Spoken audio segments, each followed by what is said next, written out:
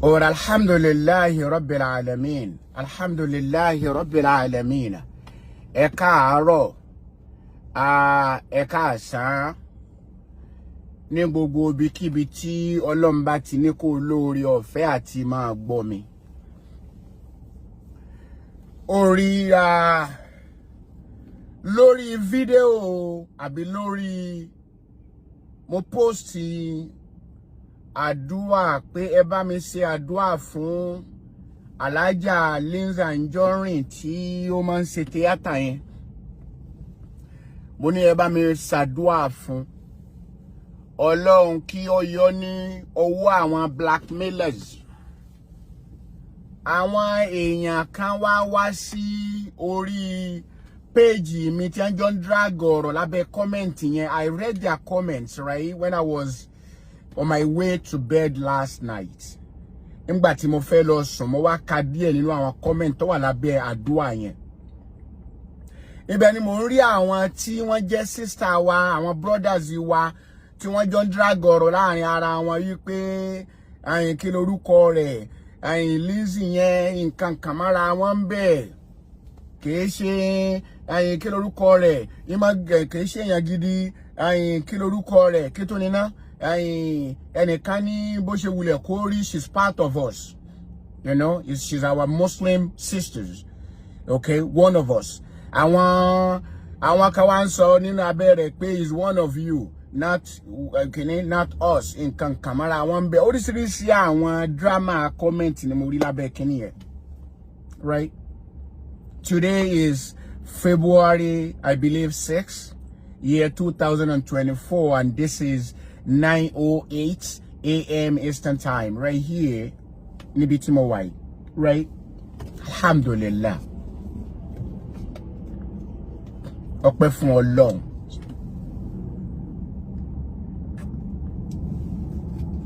Ọba tó ní la yusalu amma yaf'al wa hum yusaluna. Sórí gbogbo ohun tí ọba ti jẹ́ nǹkan tí bá ń ṣẹlẹ̀ lórí media. This platform here táwa ń ṣe yìí, Akorede Taqwa Islamic TV. Àwa ò fi mọ lórí, nítorí kóhùn mi lọ sókè díẹ̀ bẹ́ẹ̀, òun ni pé mi ò ní microphone. Àwa ò fi mọ lórí kí lorúkọ rẹ̀, à ń sọ̀rọ̀ ẹ̀sìn nìkan àbí kíní kan. Gbogbo ohun tí bá ti ń lọ tá a rí pé ó ní í ṣe pẹ̀lú humanity ńlá máa dá sí níwọ̀nba bí Ọlọ́run bá ṣe fún wa ní agbára mọ́. Àwa ẹ ṣe fàtùwá ní orí péèjì wa ń bí báyìí tí yóò máa mú wàhálà dání, nǹkan kan mára wọn bẹ́ẹ̀. Ó ti yọ, ṣùgbọ́n tó bá jẹ́ ọ̀rọ̀ Islam àti ọ̀rọ̀ ìṣẹ̀dá èèyàn, á dá sí bí agbára wa bá ṣe máa. Good morning, everybody. Alhamdulillahi rabbil alamin. Ọlọ́run dákun Ọlọ́run. Wọlá títóbi rẹ àti agbára rẹ tó fi ń jẹ́ Ọlọ́run. Ọlọ́run dákun o, má padà lẹ́yìn wa. Ọlá la ilaha illallah. Gbogbo ntẹ́ni kọ̀ọ̀kan wa ń fẹ́ lóore. Bismillahirrahmanirrahim. Ọlọ́run má ṣe ṣe fún wa. Ọlá dédé àsìkò yìí. Sórí òní ní ọjọ́ Tuesday, right? Láàárọ̀ ni mo wà yìí. Fídíò Alhaja Lizy Anjorin ń sọ̀rọ̀ díẹ̀ fún ọ lónìí nínú tí mo ti gbọ́ lẹ́nu Alhaja Lizy fúnra rẹ̀ lórí prógráàmù rẹ̀. Kìí ṣe pé Alhaja Lizy pè mí o, má sì mí gbọ́, lórí prógráàmù rẹ̀. Wípé ń sọ̀rọ̀ díẹ̀ lórí rẹ̀. Àṣìrẹ́ nìkan kan látìgbà tó ti sọ̀rọ̀ yẹn kó jáde kó wá debunk ẹ̀ pé irọ́ ni Alhaja Lizy ń pa o. Sórí akramakumullah, Ọlọ́run bá ń ṣàánú ẹnì kọ̀ọ̀kan yín o. Orí àfáàní ba'du nnasi khuliqnahum lil khairi wa lil khairi ya'malun. Wa ba'du nnasi khuliqnahum lil sharri wa lil sharri ya'malun. Àwọn èèyàn kan bẹ nínú àwọn ẹ̀dá èèyàn tá a dá. Ẹ̀dá Ọlọ́run làwọn náà o. Sórí Ọlọ́run náà dá wọn fún ìwà aburú ni. adá wọn fún tẹ̀mbẹ̀lẹ̀kún, adá wọn fún kẹ́nimánì, adá wọn fún kí wọ́n rí bí tí ìmọ́lẹ̀ Ọlọ́run ọba àlékè ọlá tí ń jò kí wọ́n fẹ́ bomi pa, adá wọn fún kí wọ́n rí ọmọ ológo kí wọ́n fẹ́ yìn dànù, adá àwọn ẹ̀dá kan ìṣẹ̀dá aburú kan tọ́já sí wípé sóti yọ nísìn nínú wọn wa min sharri waswasil khannasi. Ròyìnròyìn tèṣù ní máa jókòó sí wọn lọ́kàn. Ó ti yọ nísìn. Àwọn ni wọ́n ń pè ní arí ògo gba ògo lọ́wọ́ ológo gbógo sọnù.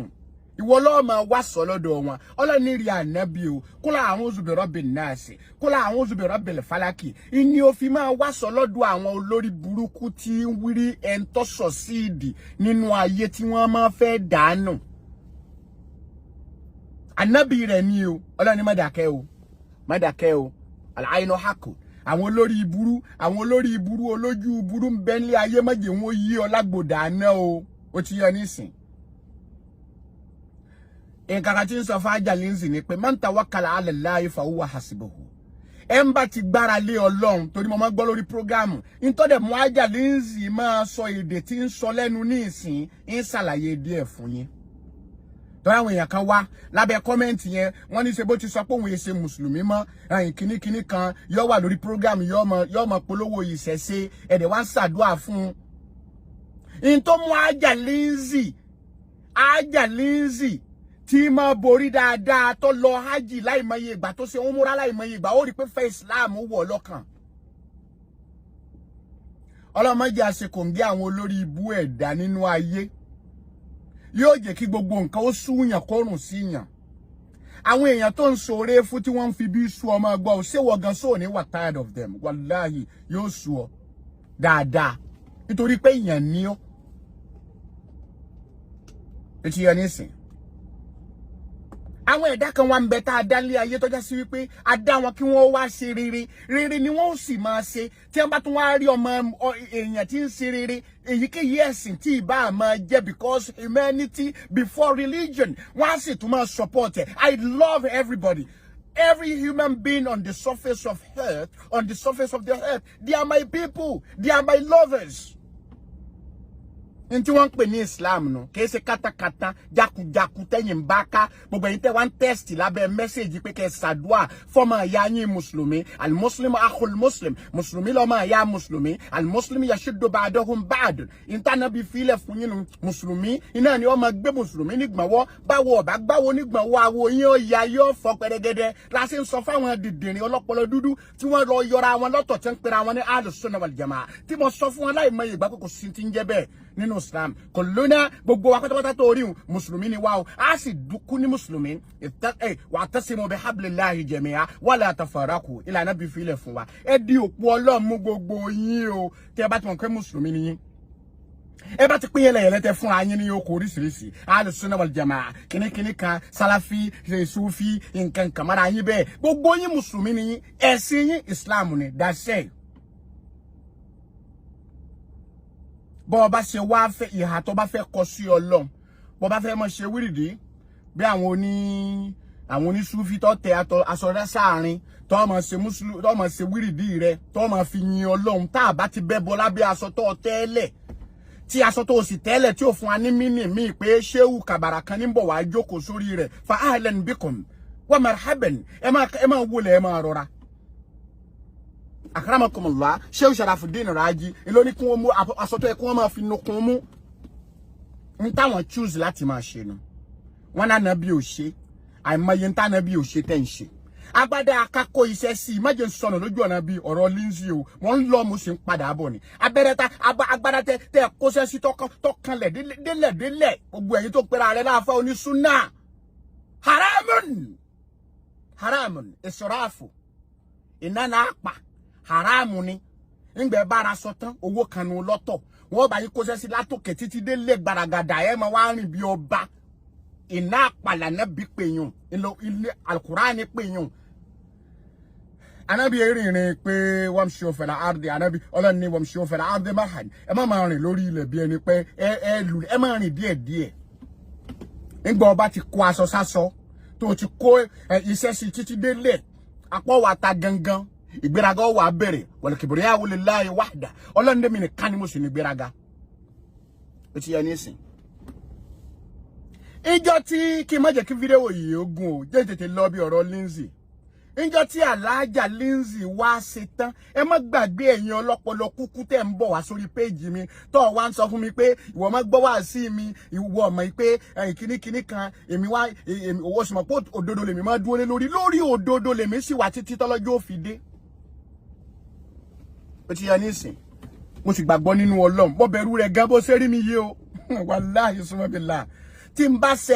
bá ṣe àwọn ọmọ mi lásán ẹ̀rù ọmọ bà mí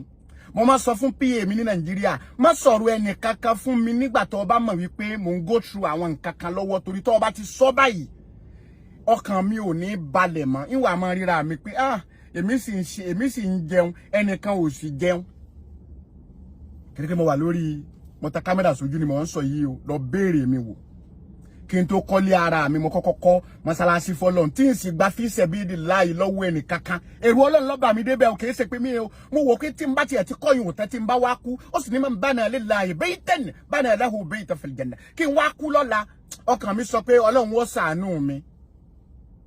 kò sì síjọ́ kan tí wọ́n kí jímọ̀ nǹkan mọ́sálásí onílẹ̀ o mo kọ́ ní olókè ọ́fṣíà mo di vi òkè sọ́dọ̀ àwọn obìnrin ìsàlẹ̀ sọ́dọ̀ àwọn ọkùnrin kì í ṣe pówó lọ́pọ̀ lọ́wọ́ mi ìbẹ̀rù Ọlọ́run ní bá mi ṣe bẹ́ẹ̀ nítorí pé ìjọ tí wọ́n gbé mi sínú òkùnkùn dúdú birimu sàárè tí ó kèmí nìkan anábì ò sì fi nǹkan kan lẹ̀ fún wájú pé ẹ sá mọ̀ ṣètò Ọlọ́run lọ mo wá wò pé lára ṣíṣètò Ọlọ́run náà lélẹ́yìí wà bí n bá wá ṣèyí lásán tí n bá déwájú Ọlọ́run bọ́yá la'alla Allaha yuhdisu ba'da zalika amran jojúmọ́ ni kò máa ṣe bẹ́ẹ̀ bayna al-khawfi war-raja kọ́ wà láàrin ìbẹ̀rù gbójó àti pé Ọlọ́run dákun Ọlọ́run àrùn kan ní o dákun ṣe báyìí fún wa o tá ń bí bàbá rẹ̀ who are you tọ́mọ afọ́ sọ̀yà lọ́dọ̀ Ọlọ́run pé bí abádé yìí níbi àṣẹ́dé yìí ìgbà fi sabilillahi lọ́wọ́ ẹnì kankan mi sì ní tọ́rọ́ kọ́bù ẹnìkan nínú mọ́sálásí nítorí ìbẹ̀rù Ọlọ́run torí ìjọ tí ó kémi nìkan Taqwa ẹ bẹ̀rù Ọlọ́run gbogbo ẹ̀yin tí àwọn èèyàn wá sáré wá sọ́dọ̀ yín wípé ẹ dákun o ẹ ra àwọn kalẹ̀ o àwọn fẹ́ di mùsùlùmí o tẹ wá sọ Islam di ẹ̀sìn yahoo Jakmal sọ̀rọ̀ níjọ́ òní ṣé Jakmal Ìlọrin ọ̀nàpọ̀lọpọ̀ ẹ̀yin àfáà gan náà ó ní yahoo ń bẹ láàrin yín yahoo ń bẹ láàrin yín Shehu Jakmal sọ̀rọ̀ níjọ́ òní ó ní yahoo ń bẹ láàrin ẹ̀yin tẹ́ pera yín láàfáà òǹkálùkù wá kó ẹ̀yin jáde wọ́n wá bẹ̀rẹ̀ sí sá Jakmal jẹ wọ́n ní ntọ́ sọ kò sí yahoo kò sí tí ń jẹ́ yahoo àfáà yìí wá ní ẹ̀yin tẹ́ lọ gbowó ní Saudi tẹ́ náà lọ gbowó Saudi tẹ́ wá délé tẹ́ divert owó yẹn kúrò lójú bí kẹ́ni kẹ́ lò sí yahoo lẹ́ ń ṣeun ó ti yẹ nísìn ọ̀pọ̀lọpọ̀ àwọn èèyàn la lọ bá kí wọ́n wẹ̀ wá sí kí wọ́n wẹ̀ táwọn ẹni tó tọ́lọ ní kẹ́ protect jù láyé òun ní èèyàn kan tí àkọ́kọ́ mùsùlùmí ẹlẹ́ẹ̀kejì ní ẹnìkan tó kúrò nínú ẹ̀sìn rẹ̀ tó wá di mùsùlùmí kí ló fà tó fi jẹ́ sí pé nígbà tẹ́ bá wẹ̀yàn sí mùsùlùmí tán tí àwọn péjì kan àwọn platform kan wọ́n ní ẹ dáwó fún nǹkan kan àwa challenge wọn pé gbogbo àwọn èèyàn tó bá di mùsùlùmí Jakmal náà bẹnu ẹni tó sọ nígbà náà lọ́hùn ní àfa Jakmal gbogbo ẹni tó bá di mùsùlùmí bí irú ìyá Ọ̀ṣun kan nílọrin gbogbo wọn lè ń dáwó fún ẹni tó wà nù mùsùlùmí tẹ́lẹ̀ ńkọ́ èsì tí wọ́n wà fún wa ni wípé tá a bá dúró tirú ẹni bẹ́ẹ̀ tá a gbárùkù tì í ṣe o yóò jẹ́ kí Islam yẹn kó rìn kó wù ú ṣe yóò sì jẹ́ kó rinlẹ̀ lọ́kàn rẹ̀ ntọ́fà tí táwọn fi ní ká dáwó fún un nìyẹn sórí pé orí pé excuse wọn ó wà very very legit excuse wọn ó wà very very acceptable right bó tiẹ̀ já sí wípé nígbà tí wọ́n bá ní ká dáwó fún àwọn tí wọ́n ní á dáwó fún àkáǹtì títí wọn ni wọ́n máa fi síbẹ̀ Ọlọ́run ọba àlékè ọlá sì ní lọ́jọ́ àlùkìyámà yawma la malun wala banun illa man atallaha biqalbin salim Ọlọ́run ní lọ́ba àlejò àlùkìyámà ọjọ́ tó já sí pé owó àti gbogbo nǹkan ò ní ṣàǹfààní níwọ tó ń kówó jọ lọ́nà èrú ni o Ọlọ́run á pín yóò sì ṣe déédéé á pín tọ̀tún yóò ṣe déédéé á pín tòsì yóò ṣe déédéé á wà pín ẹjọ́ àfi eyín pín ẹran tí díẹ̀ hámọ́ láàrin eyín tó mọ́ fi ahọ́n iyọ̀ tó gbé mi ó ti jalè àwọn yòókù tí wọ́n jọ fẹ́ pín ẹran jẹ so ti yọ nísìn ntọ́lọ́ sọ fún wọn ni wípé ibi tí àwárí náà dénú microscope wa ó rí ọ dáadáa tó ń kírun tó ń pín ẹran tó sì ń jí jẹ ń bẹ̀ ó rí ọ dáadáa tó ń kírun tó ń dá tọ́ mi bí tọ́ rẹ ṣe ń sọ̀kalẹ̀ sínú gógún rẹ tí ń lọ sàlẹ̀ lọ́hùn àwọn ọlọ́run la rí agbára wa ló débẹ̀ o ó ti yẹ nísìn wa rabbuka laysa bizalamin lil abid ọlọ́run ní àwọ̀ ọlọ́run àìsí sálábùsì fẹ́rù kan lọ́jọ́ kìyàmọ̀ ọ̀daràn níwọ̀n tó gbá káǹtì rẹ sórí social media tó ní a máa dáwó fún ya kínní kan ẹ dáwó fún bàbá kan tó ṣe gba mùsùlùmí tá a wá dáwó síbẹ̀ tán tí wọ́n wá mú 70-30 tó kó 70 sápò ara rẹ tó kó 30 fi jíṣẹ́ nígbà míì tí ẹ ń bẹ wọn tí ẹ wà ní fi nǹkan kan jíṣẹ́ kí lẹ́ ṣe gan kí lẹ́ ṣe ẹ fi mí lẹ́jọ́ àbí èyàn máa ṣiṣẹ́ kọ́ máa jẹ́ ń bẹ̀ ni kọ́ máa jẹ́ ń bẹ̀ ní owó ọlọ́run kọ́mọ jẹ́ ń bẹ̀ ní owó ọlọ́run ọ̀n ta ọlọ́run láyà ọlọ́run ọba mi ọba alágbára alukọ haaru lọ́mọ pẹ̀lú rẹ̀ ọ yá wèrè ni lọ́jà kìámà. jẹ́ ń wá sọ díẹ̀ fún ọ nínú ntí ajá Lizy Anjorin kọ́lọ̀ ń bá mi ṣàánú arábìnrin náà sọ ọmọ yẹn tí ń jẹ lábẹ́ Lizy ntọ́ yẹ káwọn Nigerian government ó ṣe mo mọye bí mo ṣe wà lórí social media yìí mo mọye àwọn show táwọn èèyàn ti stage fún Lizy Anjorin láti gbà tí Lizy ìmọ̀ wù mí kí n róbìnrin kó smart a máa wù mí kí n róbìnrin kó dáńtọ́ a máa wù mí kí n róbìnrin kó múra síṣẹ́ Islam ló sọ bẹ́ẹ̀ ẹ má yọ̀lẹ Ànábì Muhammad sallallahu alaihi wasallam torí ẹni gbogbo àwọn àfáà tí mo ń rí àwọn ọ̀dọ́ àfáà tí wọ́n ń gbé mọ́tò kẹ̀kẹ̀kẹ̀kẹ̀ lọ ń tara rẹ̀ ni owó àwọn olóṣèlú tí wọ́n bá jí tán wọn wá wò pé kí lorúkọ yín bó làwọn ná sí tẹ́lọ̀wọ̀n òfin níbi àwọn léèrè wọ́n máa ra mọ́tò ẹ̀jẹ̀ fún yín ebi sì ń pa àwọn aráàlú wàhálà ń bá wọn wọ́n wá sọ̀rọ̀ ààrẹ di Mario láàrin wọn wọ́n ń gbé mọ́tò kẹ̀kẹ̀kẹ̀kẹ̀ fún ọ nínú níbo ló ti fẹ́ rówó ra mọ́tò ṣé òde lecture wá sítan lọ tí ń fọ ní 100,000 200,000 ṣé bẹ́ẹ̀ ló ti fẹ́ rówó tòjọ́ tí wàá lọ ra mọ́tò 74 million are you kidding on wine ni wà bí. Ànábì ní iṣẹ́ nígbà Ànábì Muhammad sallallahu alaihi wasallam tó jẹ́ khairu khalqillahi àkọ́kọ́ nu olórí èèyàn tó dáa jù nú àwọn ènìyàn ọlọ́ni innaka la'ala khuluqin azim ọlọ́ni rí Ànábì ìwọ ni wàá rẹ̀ dáa jù nínú àwọn ẹ̀dá tí mo dá sórí bọ́lá bó ṣe ròyìn Ànábì.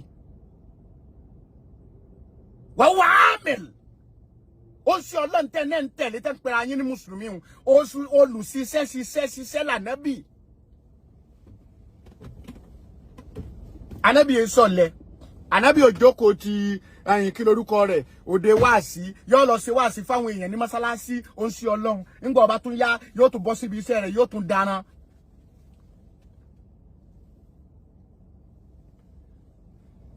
ebi ń pa àwọn èèyàn ìdààmú ń bá àwọn èèyàn ntí bàbá yín tẹ ẹni ẹgbà kéwì lẹ́nu rẹ̀ ṣe Adam Al-Aluri rahimahullah tí ò ṣe. àmọ́ kìí ṣe bí ẹ̀yin wẹ́rẹ́wẹ́rẹ́ tòní àti gbọ́tà àfa kan ní nígbà tí ṣe Ádámà òun àtàwọn àwọn Abíọ́lá ọwá ní ẹ lọ ra pijó ẹra pijó kan ẹgbẹ́ fún ìmáàmù kínní ẹgbẹ́ pijó kan fún ìmáàmù kínní tẹ́ bá wá pín bẹ́ẹ̀ tán gbé kan wá fẹ́mi náà kémi náà ọmọ ọgùn iyún ní jẹ́ kọ́pọ̀lọpọ̀ yín nígbà náà lọ́hùn a sì mọ̀ ṣe Ádámà rahimahullah akéré ńgbà náà tí bàbá wa Ádámà fi ń lo ìgbésí ayé àwa kéré gidi gan ṣùgbọ́n pijó kan báyìí tí ẹ ti ẹrọ mi sí kan tí Shehu Mashood Ramadan wọn bọ́ọ̀lẹ̀ láti wájú rẹ̀ ìní bàbá Ádámà lámọ̀ tí bàbá ń lò ńgbà náà lọ́hùn. ó wá ṣeéṣe kọjá sí pé òótọ́ lọ̀rọ̀ tá a fa àwọn sọ ńgbà náà lọ́hùn o kọjá sí pé ọkọ̀ kan tí bàbá ní láyé rẹ̀ nu. Shehu Mustapha Zugululu Sanusi ibi ọkọ̀ bàbá wa Mustapha Zugululu Sanusi bá takú sí ibẹ̀ láti lọ tì í ìmọ̀ọ́kọ̀ ọkọ̀ náà ọkọ̀ gúgùn kan báyìí ìní bàbá ń gbé kiri ọkọ̀ zuhudu látara àfa rẹ̀.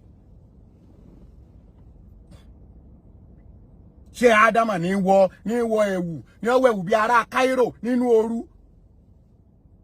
ọkọ̀ sí kò sáfẹ́ jẹ́ haramu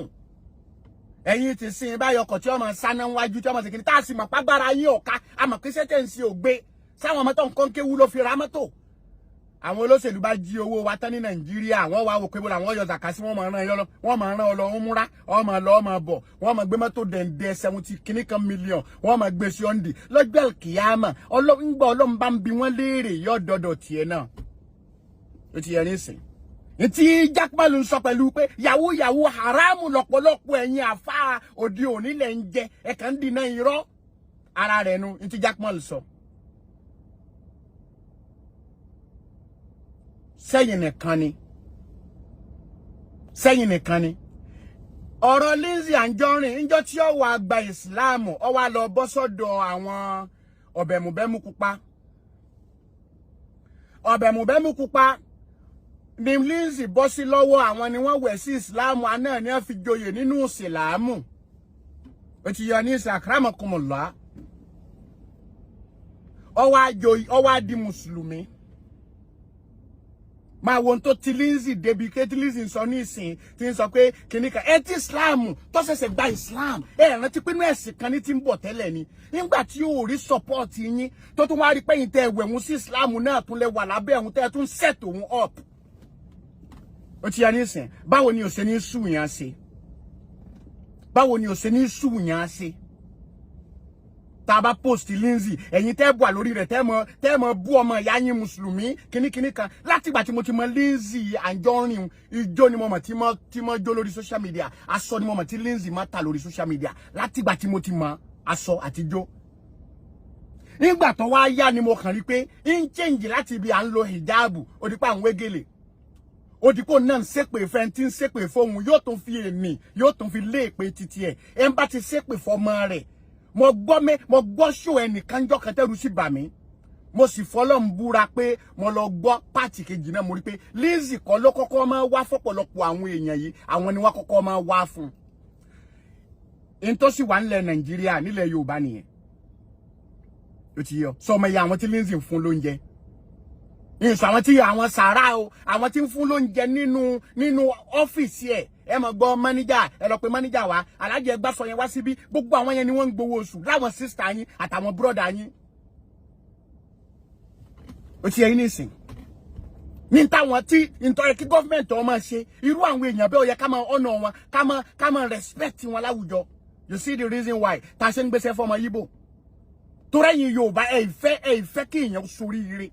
ẹni tó bá ti soríire ìṣòro ní fún yín jealousy ilẹ̀ lomi ni wọ́n fi lẹ́lòmíì ní fi ń lò gbèsè ayé ẹni bá wọn wà níbi tí wọ́n bá ti ń bú èèyàn tí mo kọ́kọ́ lọ study èèyàn lọ study case ẹ kàn mọ́ máa jádù ọ̀rọ̀ all this setup tẹ́ ń ṣe káàkiri fọmọ ìyá yín ọmọ ìyá yín Yorùbá ẹgbẹ́ yín ilẹ̀ Yorùbá ò save mọ́ nísìn fọmọ ìyá yín Yorùbá irú yín náà ilẹ̀ ń ti àwọn ọ̀bẹ̀mùbẹ́mú dúdú tẹ́ ń tì wọ́n lẹ́yìn ńgbà wọ́n bú àwọn bàbá yín tán lórí social media tí wọ́n ṣépè fáwọn bàbá yín tán ẹ̀yin lẹ̀ mú wọn káàkiri ojúlé dojúlé ìletò déletò kí wọ́n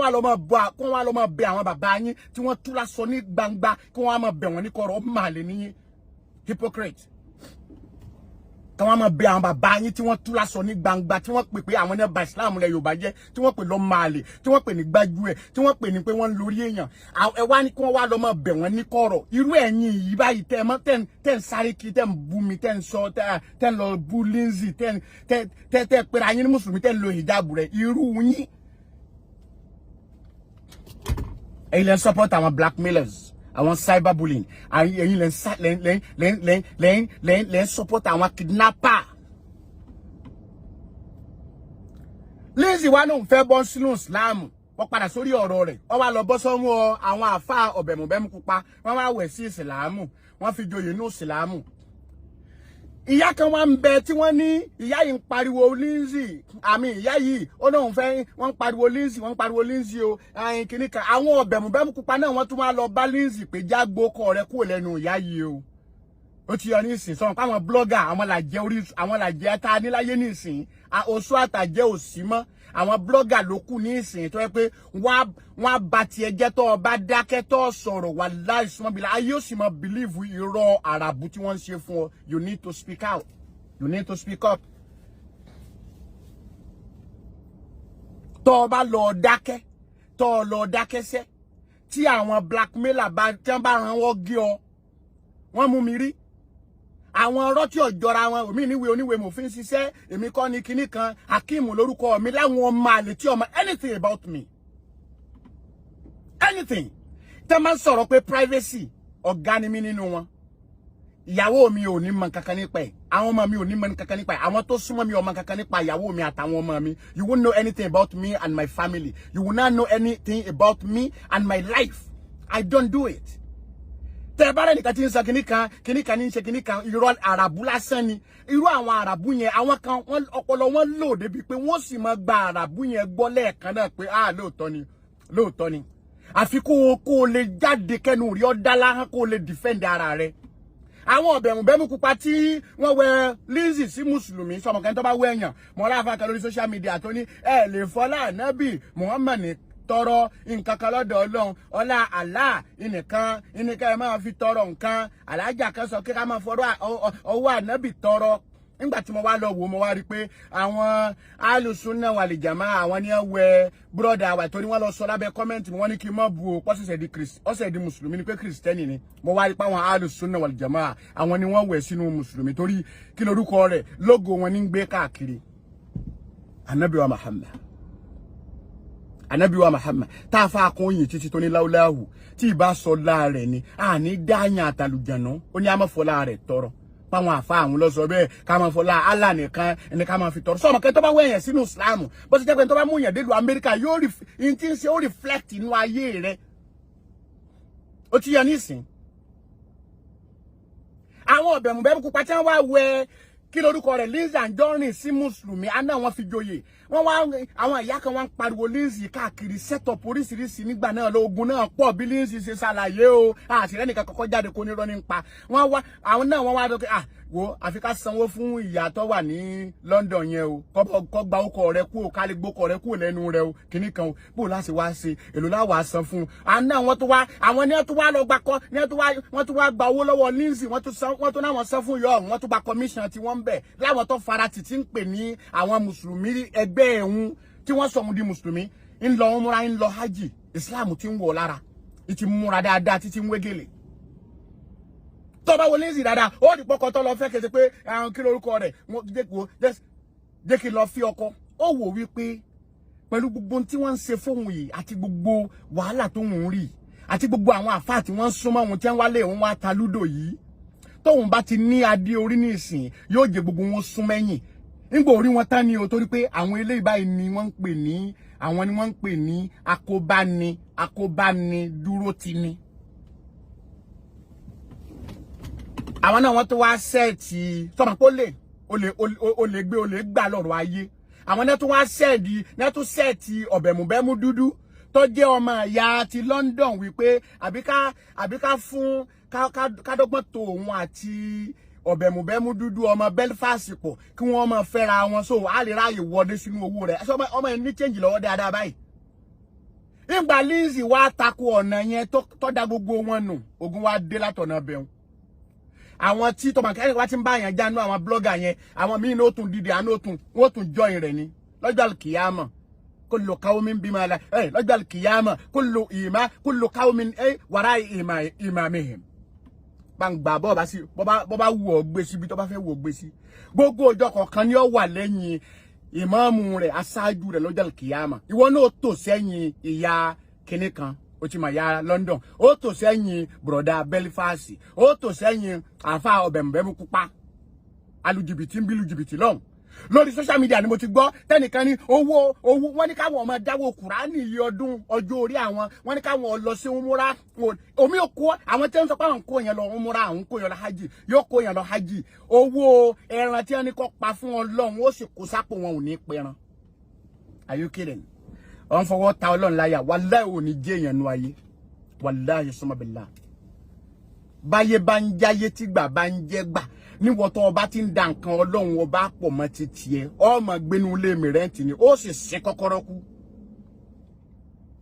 gbogbo ẹnikẹ́ni èèyàn bí èèyàn tó bá wá sẹ́ẹ̀tì ọmọ ìyá rẹ̀ tó bá set ọmọ ìyá rẹ̀ up ọjọ́ ọmọ ìyá rẹ̀ Kristẹni ọjọ́ ọmọ ìyá rẹ̀ Mùsùlùmí ẹ̀dá èèyàn bí ẹlẹ́jẹ̀ lọ́rùn bí rẹ̀ tó bá set ẹ̀ up ní sí set tí ń set Lizy Anjorin níjẹta àbí lánàá up yẹn tó bá ṣe pé set up bá ní wallahi summa billah Ọlọ́run ní da'watul mazlum mustajabun kí Lizy ọmọ gbójú sókè kọ́ mọ́ ní rí Ọlọ́run o sórí tí a fi mí ṣe o Ọlọ́run ní dákẹ́ má sọ délẹ̀ á fi ojú wọn rí àtàlátà bàbá àlárúbà má dúró de ìyá Ọlọ́run o ahlan wa sahlan má dúró de ìyá Ọlọ́run o wa marhaban bikum o kú òfò oṣù kú dààmú wasalaamu alaykum wa rahmatulahi wa barakatuh bí Lizy ṣe bọ́ sí ọwọ́ àwọn ọ̀bẹ̀mùbẹ̀mù panu ní wọ́n tó sọ pé ó náà ṣe mùsùlùmí mọ́ ó wá ti sú èèyàn tí Islam tẹ́tẹ́tẹ́sẹ̀sẹ̀ ń rò tí kèjìnà ìmẹ̀sìn bọ̀ díẹ̀díẹ̀ ní a sì ti ń rí lára rẹ̀ ó wá padà wá ń rí pé ẹ̀yin tẹ́ pé òun sí Islam gangan ẹ̀yin gan ni gbájú ẹ̀ tẹ́ fẹ́ gbẹrù lórí òun ó ti yẹ nísìn àwọn kan sì ti dúró de pé irú àwọn èèyàn bẹ́ẹ̀ kí wọ́n bó la ṣe já wọn gbà àwọn tí kọ̀wárí support látọ̀rọ̀ yín tẹ́ ń pera yín mùsùlùmí irú ẹ̀ náà ni mo post lánàá tẹ́yìn mùsùlùmí ẹ̀yin oníjàbù lórí tẹ́ ń bọ̀ Lizy tí ọmọ orí ọkọ̀ mọ́ orí ìwọ náà ò rí rí kò ní nǹkan kan ṣe pẹ̀lú ẹ̀ ìtẹ́sà ń sọ lórí social media àtọ̀ ọgbọ́n yẹn lásán ló fi di ọ̀tá Lizy ó súnmọ́ ọmọ ó ronú débi tèmi máa ronú dé ojú tèmi jìn dojú rẹ lọ ó ronú àwọn èèyàn àwọn bùrọ̀dá rẹ àwọn sísítà rẹ táwọn tó yẹ pé tẹ́ ń bá lọ Dubai tẹ́ ń bá lọ Oman tẹ́ ń lọ ṣiṣẹ́ ọmọ ọ̀dọ̀ wọ́n tó máa dó wọn mọ́ bẹ́ẹ̀ tí Lizy gbà sí ọ̀dọ̀ rẹ̀ nínú ṣọ́ọ̀bù ẹ̀ tí ń fún lówó oúnjẹ tẹ́ ń tọ́jú ìyàwó àtàwọn ọmọ afala ta'qiluna ẹ̀ nílà kàyìn ni ọ̀pọ̀lọpọ̀ yìí tẹ́ wà ní ìlú òyìnbó Oman nǹkan kan ilẹ̀ Lárúbáwá tẹ́ lọ sọmọ ọ̀dọ̀ tí wọ́n tó ń dó omi má bẹ́ẹ̀ yín sọ pé gbogbo yín o ẹ̀yin lẹ pọ̀ tẹ́ Lizy yẹn kìnnìkìnnì kan ó rírí ó súnmọ́ ọ̀ma wọ́n kàn sọ̀rọ̀ rẹ̀ àwọn ọ̀dẹ̀ nírònú pé àwọn blogger máa ń ra àràbù láti bá tèèyàn jẹ́ ọmọbìnrin wá ti sú kọ̀ọ̀rẹ́ nìkan kan gbìjà rẹ̀ ìyá ò sí láyé bàbá ò sí láyé ọwọ́ akókó wá dúró èèyàn lásán tó bá jẹ́ ẹni tí máa ń ronú tí kò ní ọkọ lẹ́gbẹ̀ẹ́ tí máa ń ronú ó ti lè lọ commit suicide tí ó lọ bọ́ sínú odò tí ó para rẹ̀ mo mọ iye show tí wọ́n stage fún Lizy Anjorin èmi ò gbìjà Lizy o ṣùgbọ́n Lizy yẹn she is my sister mi ni ẹ̀yin ó dóhùn èsè mùsùlùmí èmi gbọ́ lẹ́nu rẹ̀ ó ti yẹ nísìn mi gbọ́ lẹ́nu ẹ̀ ẹ̀yin lẹ́jọ́ máa polówó ṣẹ̀ṣẹ̀ ń gbọ́jẹ́ pé yín mùsùlùmí tẹ́ pé ayín mùsùlùmí ó gbé àyín ọ̀bẹ̀mùbẹ́mú dúdú ọ̀bẹ̀mùbẹ́mú pupa gbogbo yín pátápátá náà lẹ́ tó fẹ́ dọ́gbọ́n gbagbá lórí ẹ̀ ó sì rí yín tán nítorí kọ́ máa sá fún yín nìyẹn bí ṣẹ̀ṣẹ̀ ń hate yín ni hatred ẹ̀sìn náà ń bọ́ sí lọ́kàn ìyá kan ni mo rí lórí program tí ń sọ lórí program Saidi àyìn kiri ọmọ Belfast yẹn níjó ní wípé àyìn àáfàá kan àyìn kìíní kan ó kù díẹ̀ gan kó wọn pé Kristẹni lòun àtọkọ òun àwọn á di mùsùlùmí ó kù díẹ̀ kó wọn padà sínú Kristẹni òun nígbà wọ́n fi ojú rẹ̀ rí àtàlátà bàbá àlárúbà tí wọ́n fẹ́ gbagbá lórí rẹ̀ tí wọ́n gbagbagbagba ẹ wá ní ìyàwó òsì láàrin yín ẹ̀yin ìyàwó ọmọkọ́mọ tẹ̀tí láwọn ọmọ tí yín náà tẹ̀ níyàwó yín ẹ wá rò pé ẹ dẹ nìkan láàmú ní ayé yín náà àwọn ọmọ yín ò ní rí dààmú ṣàdúrà fọmọ rẹ títí dọ̀la ọmọ rí ò ní bọ́ nínú tó gbélẹ̀ wasalaamu alaykum wa rahmatulah mo ti lo 30 minutes ọ̀nà tí n fẹ́ kó gùn jù báyìí lọ ọlọ́nkọ́ sànù ajá Lizy gbogbo àwọn èèyàn bẹ́ẹ̀ tí bá ń bẹ ní irú situation bẹ́ẹ̀ tí wọ́n dojú sọ tí wọ́n dojú kàn tí wọ́n set ẹ̀ ọba bala set up ni wọ́n ṣe fún Lizy níjẹta ọlọ́run wọn máa kó yín yọ ẹ dúró tọ́ lọ́hùn ẹ ń bá dúró tọ́ lọ́hùn ò ní filẹ̀ ọ̀sọ̀fọ̀ ajá Lizy máa ka làkọ́díjà kùn máa ka Allahu la ilaha máa ka kúlú Allah máa ka kúlú àwọn ọ̀dọ́bí falaki máa ka kúlú àwọn ọ̀dọ́bí nas fira ara rẹ látòrí títí délẹ̀ ogun ẹlẹ́nìní ogun àwọn ẹni burú agbára wà ní Al-Qur'ani ju gbogbo ntẹ̀ ń wá káàkiri ńlọ ọlọ́run lọ sọ bẹ́ẹ̀ ìzá ọlọ́run ní tẹ̀ bá mú law anzalna hadha al-Qur'ana ala jabalin la ra'aytahu khashiyan mutasaddian min khashyatillah ẹ bá gbé sórí òkè sọ̀rọ̀ yín yóò di pẹ̀tẹ́lẹ̀ ẹ dúró ti Al-Qur'ani ilé mi máa ṣe gbogbo àti máa ti lọ sí Nàìjíríà máa ti fẹ́ kó nínú mọ́sálásí ọ̀dọ̀ mi ń bẹ̀ máa kó gbọ́ àwọn afá àjòkó lọ rẹ́rẹ́rẹ́ àṣà òdìdí Al-Qur'ani ẹ máa sàlẹ̀ kọ̀ọ̀kan ẹ máa fi bẹ́ lọ́hùn ẹ wá máa dojú ẹ̀kọ́ àwọn ọ̀tá yín ọ̀tá Lizy pọ̀ gẹ́gẹ́ bí ọ̀tá gbogbo wa náà ṣe pọ̀ ọlọ́run ó tún wa ká yanyan. Wassalamu alaikum warahmatullahi wabarakatuh. Happy Tuesday everybody.